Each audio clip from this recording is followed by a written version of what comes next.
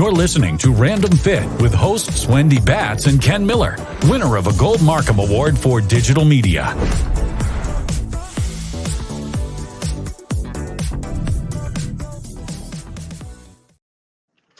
Hey everyone, welcome to this week's edition of Random Fit. I am Wendy Batts here with my co-host, Mr. Ken Miller. Ken, how are you today? I am great, Wendy. How you doing? You're looking pretty scholarly today, I gotta say. You know, every once in a while I try. So thanks for noticing.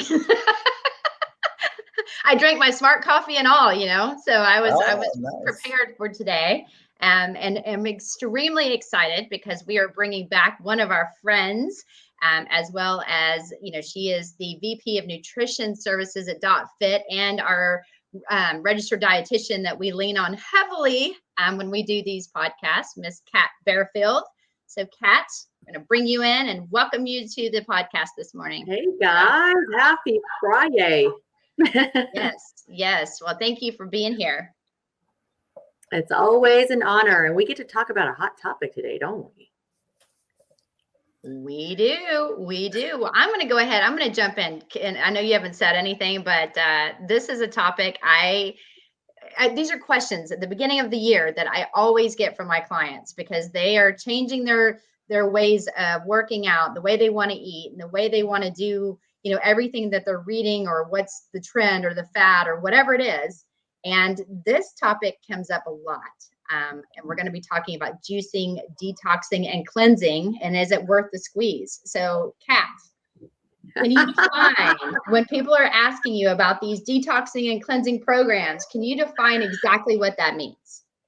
Is it worth the squeeze? I see what you did there, right? Okay, so when we're talking about a detox, like let's get specific, a detox diet, as opposed to an actual detoxification for, let's say, drug and alcohol or things like that, right? So a detox diet, what do they claim to do? What are they asking people to do? Basically, it's a pretty strict protocol. And sometimes you consume specific ingredients as part of the detox. It could be lemon water with cayenne pepper. It could be herbs. It could be teas. It could be supplements. And you basically eliminate everything you eat except for typically fruits and vegetables. And so you're severely restricting calories and you're consuming, you know, very specific things that the program is asking you to do. And what they're claiming, but by doing this, is that you're somehow going to remove toxins from your body. Sounds great, right? And I think why people love this, Wendy and Ken, is because it sort of preys on our human nature, right? We all want like instant gratification. Like, let me just have this juice and like be boom, instantly healthy and have an awesome immune system and reset my metabolism. And I'm laughing because it's honestly silly, because when you actually do a literature search to like research whether these things have evidence, how they actually work, there's pretty much nothing out there. So, Kat, how would you explain? I mean, there's nothing out there to support it when you have to actually look things up, right? Because I mean, I'm sure Wendy, you, Kat, you get asked these questions all the time throughout the year, right? It's not just new year, new you type of thing. But what is it about the detoxing that gets these people to buy into it, you know, every few months? Or, you know, they see the weight loss, they see the energy gain, they see the differences it can make in the short term. But what is it about the detox and the cleansing that gets people to come back or actually keep this information propagating if the research isn't supporting it? Yeah, well, it's great marketing. It really is. It's like, and it's preying into your fears. Like, oh my God, there's so many toxins in the environment. They're in your body. You need to get them out. So part of it's the fear mongering. That's a classic marketing tactic, right? And secondly, when you do an actual quote detox and you are severely restricting calories, you are going to lose weight. So people actually experience a physical effect from doing that. And then a lot of times, what do? They instantly clean up their diet for that short period of time. They stop drinking, probably binge drinking. They stop eating junk food, and they're eating fruits and vegetables, stuff that they normally don't eat. So of course they're going to feel healthier because they're doing things they don't normally do, and they're shedding pounds. Does that make sense? Of course it does. So you know what? If you just drink your life away, of course you're going to lose weight. And I don't know. I personally cannot do it. I love to chomp and feel like food in my mouth. But when you're reading through these claims and everything, Kat, can you talk about timelines? Like what's safe? Is it a day, a week, a month? Is it even safe at all? Yeah, so there's no established timelines in, the research or in actual evidence-based protocols. So Ken, you actually talked about looking things up. Well, what do most people do when they look things up? They just put it into Google, right? Versus actually looking at the scientific research at, let's say, on PubMed, where there are actual studies. Well, when I did a Google search for juice cleanse, I got 31,900,000 results. On Amazon, there's 1,388 results for a juice cleanse. And all the protocols are different. So there's no standard care. Does that make sense? There's no defined it just depends on how the company wants to market it.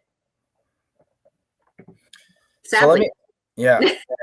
Now with all of that, you have the marketing and people doing it and actually feeling the results. Is there but there are programs out there that say, okay, keep the fruits and vegetables, eliminate this other stuff. Now, if you do that and it does make sense, okay, you clean up your diet. And something I just want to ask you from a gut health standpoint, just kind of look at some of the internal workings of what's happening, if we can explore that. How much of this cleansing, juicing, detoxification is really just about catering to gut health? Well, a whole bunch. So first of all, our bodies already have a way to detoxify and to cleanse, if you will. Our organs do that. The liver first, right? It will detoxify things. So for example, here's a toxin everybody's familiar with: alcohol. right? Hence the name intoxication. If you consume too much, the liver actually breaks it down. It can be toxic in high amounts, as people have experienced, right? And the liver actually will break it down, and the end products are what our body can handle, which is water and carbon dioxide, and that gets excreted through our urine and through our breath, right? So our organs do that for us, detoxify, if you will, and our digestive system has the capability to do that. But what does it need to do that? It needs 32 vitamins and minerals and other compounds to work all the pathways of metabolism, not just our digestive system or our liver, our kidneys, etc. So if somebody is shifting from drinking too much, eating too much ultra processed foods, too much added sugars in their diet, and then all of a sudden they're consuming fruits and vegetables and more fiber, more fluid, right, for hydration, more nutrients, then yeah, that's going to support gut health for sure. And that in turn is going to support our digestive process. But why make that a short-term thing? Like, why make it like, let me just, beat up my body all to hell and then let me go on this juice thing? Everything requires consistency to get a result in the gym. You want to get stronger, you have to consistently work out. If you want to get leaner, you have to consistently eat better. And the same thing with our digestive and our detoxification systems in our body. You need adequate amount of nutrients on a consistent daily basis. So I hate to be the bearer of bad news for everybody. I feel like I always am, but we've got to find a way to, filter through all the sort of fear mongering and quick fixes and really get down to, okay, what's sustainable? What is real and what's sustainable?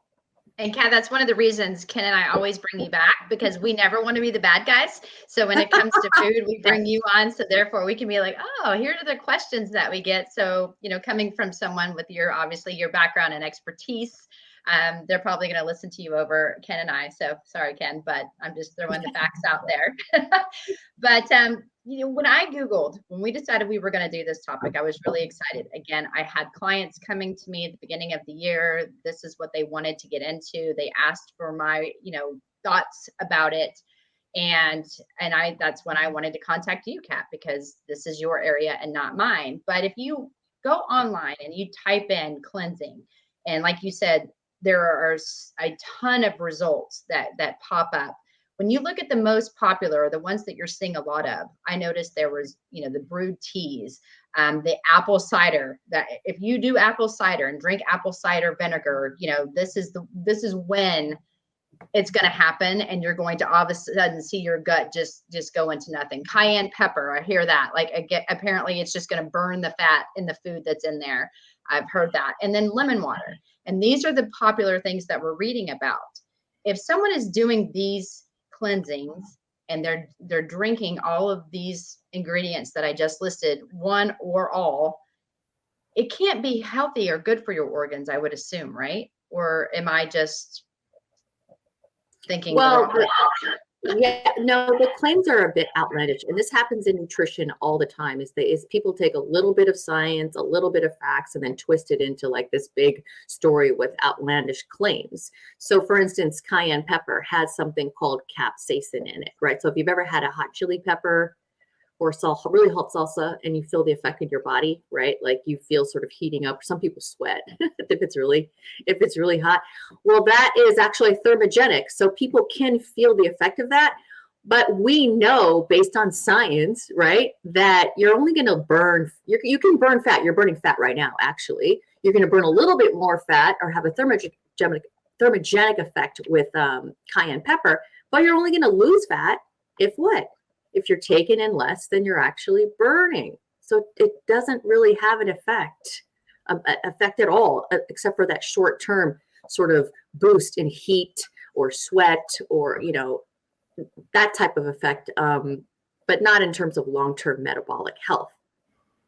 Burning holes in your stomach is what it's doing. Well, not necessarily. I mean, obviously if you have an infection, that can happen, but no, not necessarily. And then like lemon water. Well, what's so great about lemon water, when you actually look at the research and look what's in lemon water, well, what's in lemons? It's basically, vitamin C, which has antioxidant properties, which can help prevent damage to cells. It also, you need vitamin C for collagen production, and collagen obviously is a component of skin. So what do these people talk about? Oh, it's going to boost your immunity and it's going to make your skin glow. So they take a little bit of facts and like turn it into pretty exaggerated claims. Apple cider vinegar. What's in apple cider vinegar? Essentially they take apples and they ferment it and they make it into vinegar, acetic acid. Well, there's a little bit more research on apple cider vinegar, and it could help some individuals, particularly, at least this is some research, not enough in my opinion, to help with blood sugar control. But it's not a panacea. It's not going to cure your diabetes. You have to manage that through lifestyle. Lifestyle's all what it's all about, right? So when we talk about consistency and creating a lifestyle around this, and for those of you listening to us today here on Random Fit, we've got Ms. Kat Barefield, registered dietitian, talking about juicing, cleansing, and detoxing. And again, you have hosts Wendy Batts and I, Ken Miller, and we're talking about all of this as it relates to misconceptions, misunderstandings, and again, the end all be all on what it takes to be healthy, right? So when it comes to consistency and lifestyle, Kat, what you're talking about, you take out the bad stuff, leave the good stuff in, fruits and vegetables. Is there a way to incorporate the idea of, let's say, at least juicing into a regular diet? Is that something that we could or should keep in mind, considering people's hectic lifestyles and lack of, let's say, ability to meal prep every day? And if juicing is a way, or cleansing, or whatever the mechanism is that you're taking in the nutrients, is there a way to incorporate it to get those vitamins and minerals that we would otherwise be deficient in from a nutritional standpoint? Yes, absolutely. So let's differentiate between like juicing as a part of your dietary habits versus a juice cleanse, right? So a juice cleanse is typically, again, like Google it, you'll get 31 million results. A juice cleanse is typically a very specific protocol of drinking certain juices in a specific order for a specific amount of time. And it's typically very expensive. Like, it's very expensive to do. I think one of them I reviewed was, okay, the first juice detox is a sugar detox. The second one is a colon cleanse. The third one, it was like very, very specific, but again, no evidence to back it up.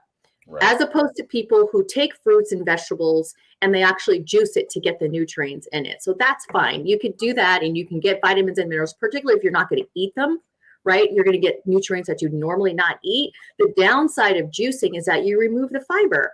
And going back to gut microbiome and gut health, your body thrives off of fiber in a variety of fiber sources in order to thrive. So yes, juice, if you need to, if it worked for you to consume extra fruits and vegetables, the better alternative to that would be to actually consume them whole. Again, use your teeth. Yeah, I'm all about it. Yeah, all about it. Said. No, and you actually do get satiety signals when people actually chew their food, right? And it actually goes through the digestive process. It takes about 20 minutes for your brain to get the signal that you've had adequate amounts of calories so that you can stop eating. So the whole chewing, eating process, helps with regulating appetite, hunger cues, signals to stop eating, things that people need. So why drink it, especially for weight loss, if it's going to add extra calories and not fill you up? Right? It's not really going to be beneficial. But if you're someone who's healthy already, you have a normal body weight, it helps you consume extra fruits and vegetables throughout your day, you're getting enough fiber from other sources in your diet, then by all means, do it.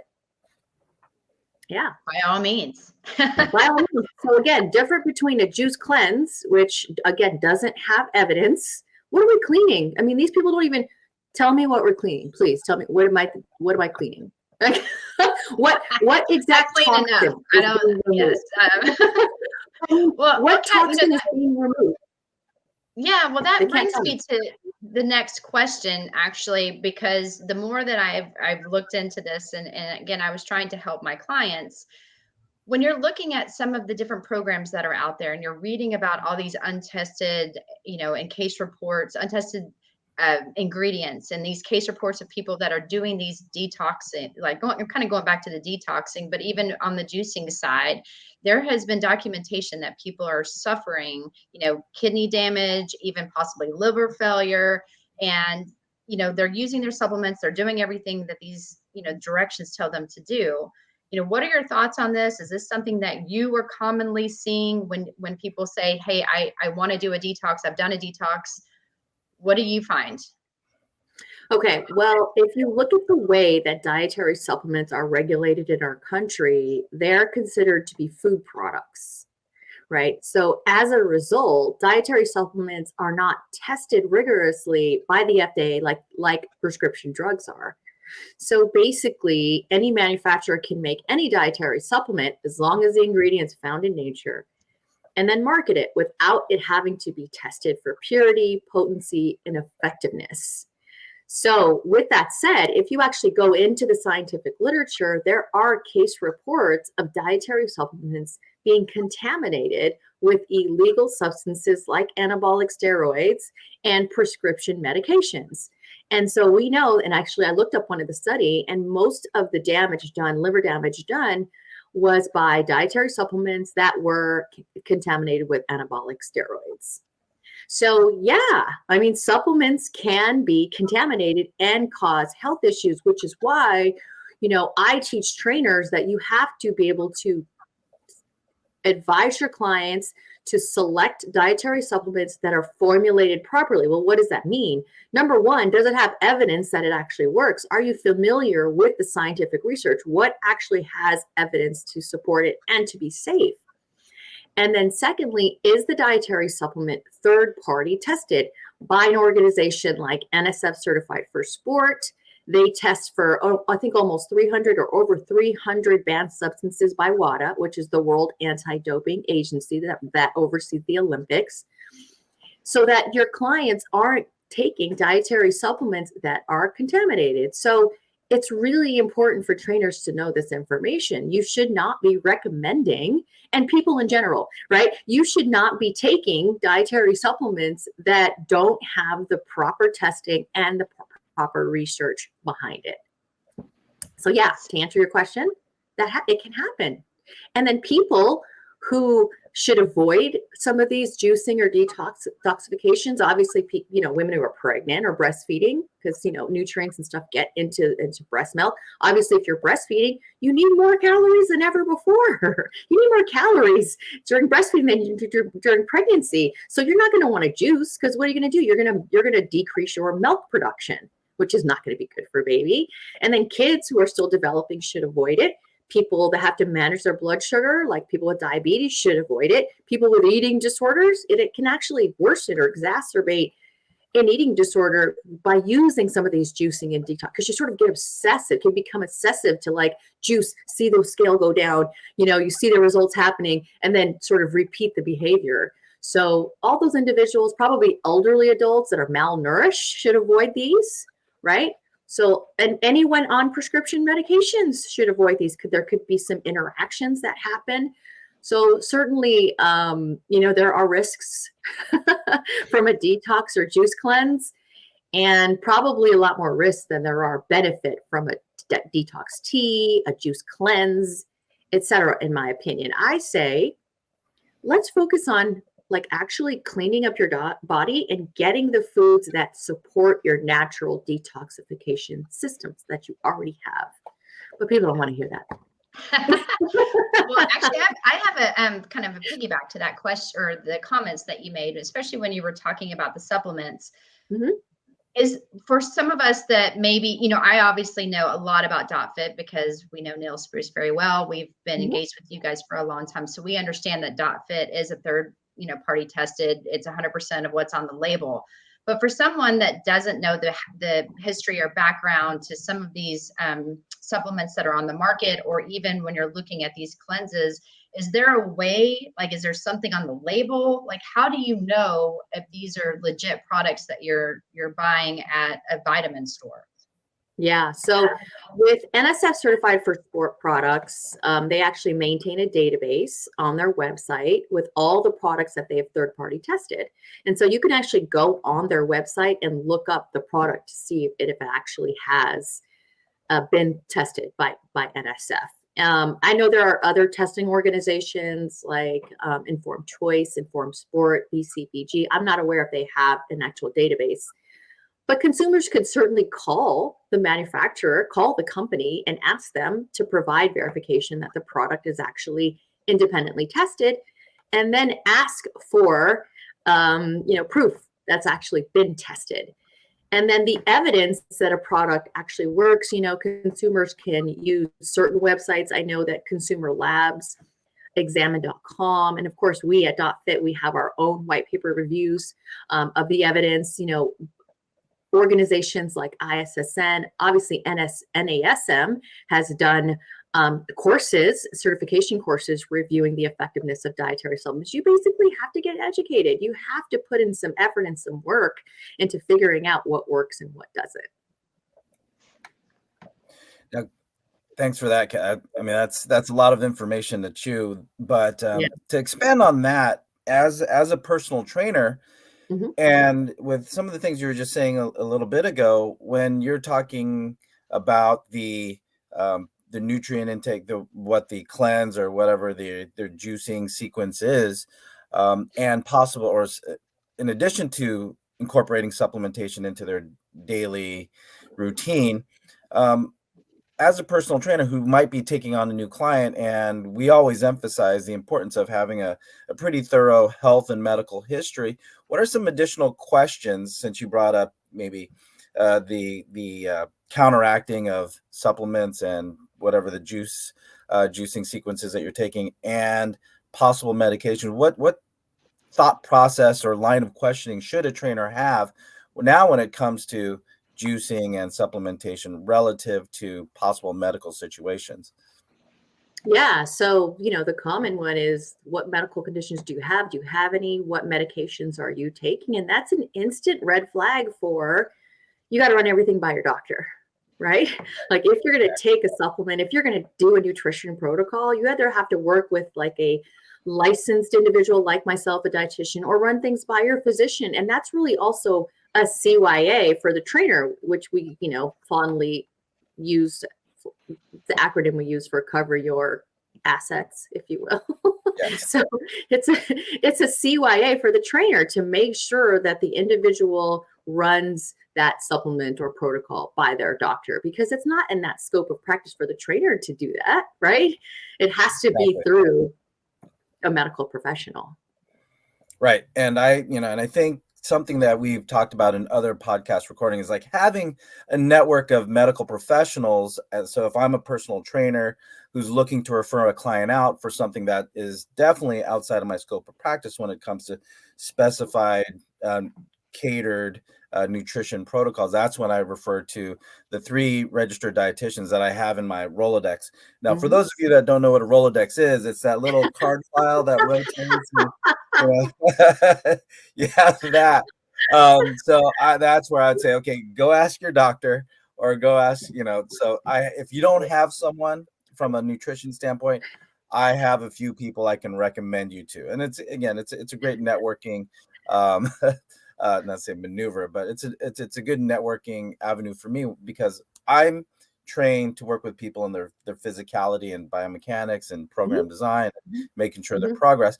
But again, most of that doesn't happen unless they have good nutrition. They have to feel good. They have to be nourished and have all the energy and all the vitamins, nutrients to get the body to adapt to the stress that I put on them as their fitness professional. But so that's where I was hoping you would go, Kat. Is like, it's as a personal trainer, send them someplace else, because this is a lot deeper than what we're qualified. I mean, we could read all we want, but if something goes wrong, that's on you.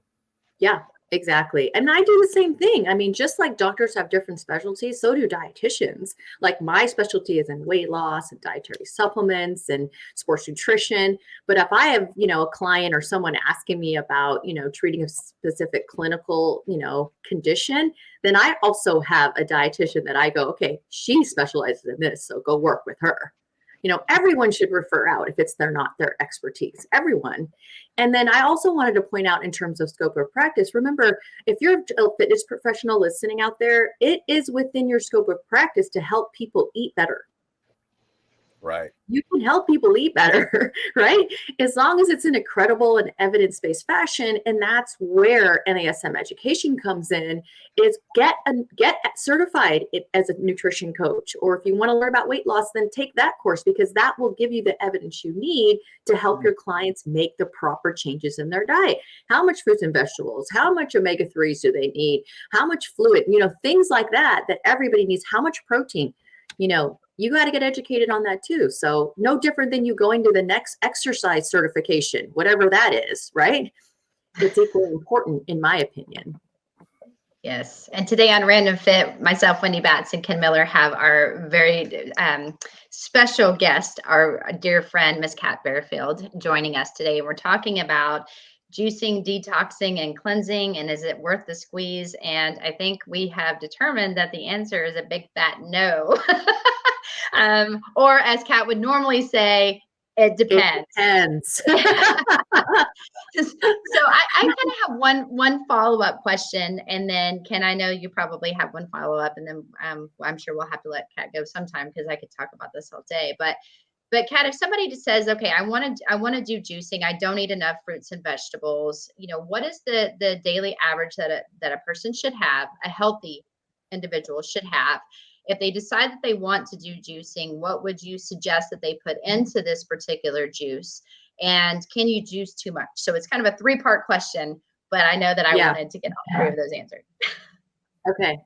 So the average American eats less than the recommended 5 servings of fruits and vegetables a day. I think it's around 3 or so, right? So there's one thing.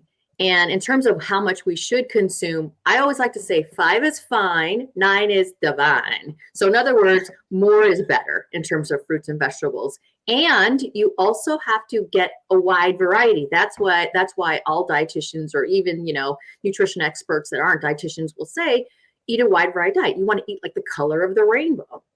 Well, think to yourself, are you a creature of habit and eat the same fruits and vegetables over and over again? Most people are, right? So not only do you want to get at least 5 servings of fruits and vegetables per day, you also want to get them all different colors on a regular basis. So if you are going to take juicing up, and that's going to be part of your life, it's going to be your way to get your fruits and veggies in, then at least 5 a day and get a wide variety. So put your greens in, get your, purple, yellow, orange, green, etc. Mix that up as well. Sounds Well, Well, did you ask me? Yeah. I just asked if there was anything, to be careful about. Can you juice too much? Well, you certainly can do anything too much, right? So, yeah, I mean, even, vitamins and minerals, particularly the fat soluble vitamins, you can consume too much. It's hard to think that you could do that through whole foods, though. But I would not recommend a complete fruits and vegetable diet, because fruits and vegetables in general don't have, enough protein to support optimal muscle function. You don't get your essential fats that are in your omega-3, that are in your marine sources of omega-3s. You're not going to get, much calcium and vitamin D. So you never want to just juice. It's always a red flag when people just want to do one thing. It's pretty much a red flag. You need a wide variety. You need all these different food groups. You need 32 essential vitamins and minerals. So it's always a red flag when people, I'm just going to do this. If we had a nickel for every time we heard that over the years, I'm just going to do this. or what you hear is, I'm just going to do this for 1 week. Right. Right. Yeah. And then you see them 2 weeks later. It's like, well, it worked, but I was so hungry. That's what I mean, often don't you have to wait until the client sort of figures it out for themselves before they make the shift? I mean, that's happened to me a million times. It's like, this client wants to do X, Y, Z. I'm like, okay, that's not what I recommend, but you seem determined. So, okay. And then they come back around. They're like, to your point, Ken, it didn't work. Right. Or right, whatever. Yeah. But it usually takes about 3 cycles of that, right? Exactly. And then the next year they do it again. It's like, well, remember what happened last year? It's like, oh no, this year's different. I just want to get the 10 pounds off fast, and then I'm just going to keep that there. Like, but you're going to be hungry again. That's like, right. Okay. And that is the thing in general, is that people struggle with. It's that, people they often want to major in minor things, the quick fixes, what are the things that'll get me an instant result, as opposed to doing the hard work of establishing habits. But as fitness professionals, we have to keep telling the truth. And really, I like this concept of, it's simple but not easy. We've got to eat a wide variety of diet. We got to eat the right number of calories. We have to move our bodies in resistance training. We have to eat enough protein. So, if we can stop majoring in minor things and focus on the big blocks, then people are going to, not only see results, but they're also going to stick. And that's what it's about. It's getting it to stick, right? That's right. I guess that should have been the title for this podcast episode. Stop majoring in minor things. Right. But hey, Kat, there's a ton of information, and of course, whenever I get a client and they have a question on juice, I'm just gonna send them the link to this podcast. That's right. Listen to it. Just listen to what Kat has to say, and then we'll talk again. So, as always, Kat, I learned a ton from you, as I'm sure Wendy did. But as things go when it comes to nutrition, you are the best. So, thank you so much for taking time out of your busy schedule. It was an honor, you guys. Hope to see you again soon. Oh, you will. So for those of you that are listening to us here on Random Fit, thank you so much. And I hope you got a lot out of, actually, if you got half as much out of this as I did, then you came out with a lot of information on juicing, cleansing, and detoxing. So if you like what you heard, follow, subscribe, download, and share. Let us know if there's anything else you want to listen to about Random Fit.